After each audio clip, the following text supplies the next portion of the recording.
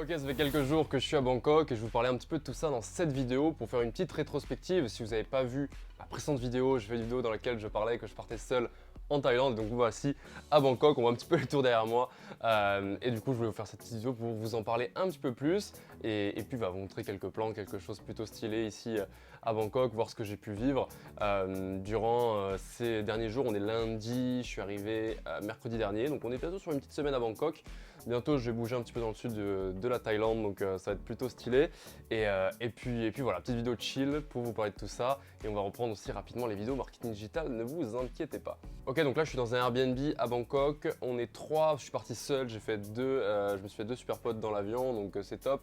C'est pour ça qu'au final, partir seul, c'est génial, parce que dans ma précédente vidéo, j'étais là en mode ouais, c'est l'aventure, je sais pas, etc., à faire des rencontres, tout ça. Ça va vous forcer à rencontrer des gens, et c'est clairement ce qui s'est passé, où dans l'avion, j'avais 2 gars qui parlaient français derrière moi. Et au final, je me suis retourné en mode hey, salut. Vous partez où aussi en Thaïlande et puis ça s'est commencé à se construire comme ça et c'est super cool.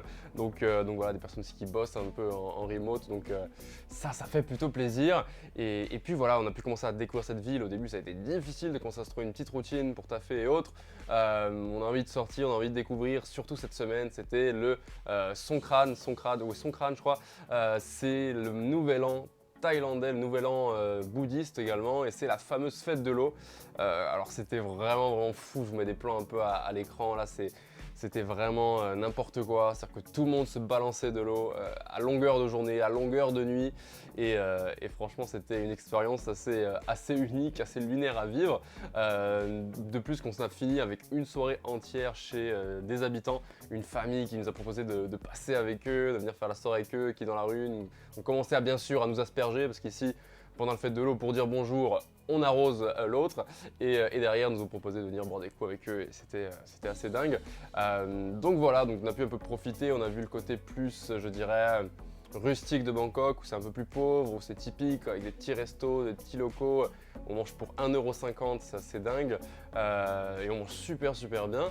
Et là, on est un peu dans le quartier riche du coup, vers Tonglor, proche de Sukhumvit pour ceux qui connaissent. Sukhumvit 50 quelque chose je crois. Et voilà, on est sur des quartiers qui sont beaucoup plus riches, on le voit déjà de par les voitures qu'on voit, là j'ai la vue sur la route là depuis l'appart, depuis les voitures qu'on voit déjà dans la rue, depuis les gens comment ils sont habillés, et les restos là on mange pas pour 1 €, on est quand même bien moins cher qu'en France, on mange pour peut-être une dizaine d'euros, mais bon voilà, ça reste déjà bien plus qu'en banlieue, mais franchement c'est plutôt stylé, et puis Bangkok c'est une destination qui pour le moment me déçoit absolument pas. Donc, bien sûr, on a pu découvrir voilà, les fameuses rues qui bougent, les fameux endroits un peu plus populaires que d'autres. Hier, je suis monté tout seul, je suis parti sur la tour la plus haute de Bangkok, qui est une tour à 84 étages, le Bayoke Sky, c'est un hôtel d'ailleurs. C'était assez fou, extrêmement inspirant. Et au final, si vous voulez, cette ville, elle m'inspire beaucoup de grandeur, elle m'inspire beaucoup de...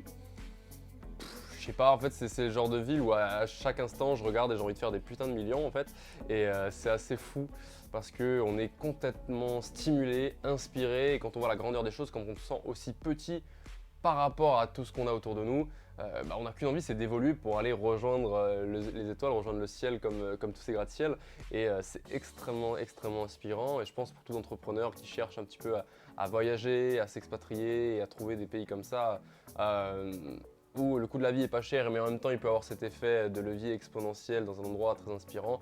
Bangkok pour le coup c'est vraiment très sympa, donc il y a plein de points positifs à Bangkok comme ceci, le fait que voilà, les gens en Thaïlande c'est des amours, ils sont trop gentils, donc là-dessus il n'y a rien à dire non plus.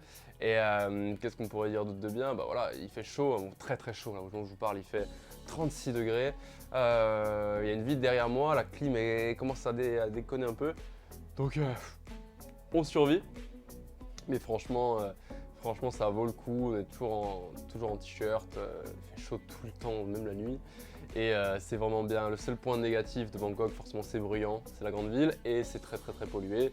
La moitié des gens que je vois croiser, que je vois passer ont des masques carrément, non pas pour le Covid, mais pour la pollution. Et c'est le seul petit point négatif de Bangkok, mais bon, après il y a tellement d'endroits en Thaïlande que là du coup mercredi direction Phuket, on va se découvrir un peu Phuket et on va se baser un peu là-bas, on va essayer de bien taffer, avoir une bonne petite routine à Phuket. au bord de la plage, pourquoi pas.